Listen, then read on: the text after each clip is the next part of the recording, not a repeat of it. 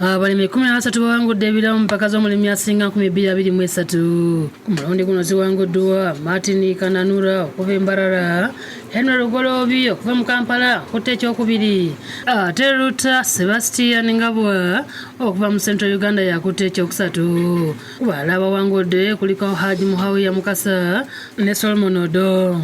Kananura afunye ensimbi obukadde 5, Lugoloobi obukadde 3 ate Ngabwa afunye obukadde 2 okuva mu DFCU Bank. Amyuka akulira Vision Group Javezi Ndiana bagamba nti amukisa okuwangula empaka z'omulimi asinga era ng'omulamwa gw'empaka zino gwa kulaba nga wabeerewo enkyukakyuka mu by'obulimi. It's not an event, but this project is transformational and there are very many testimonies. Bw'ati asabye gavumenti okukolagana butereevu n'abalimi okutumbula ebyobulimi.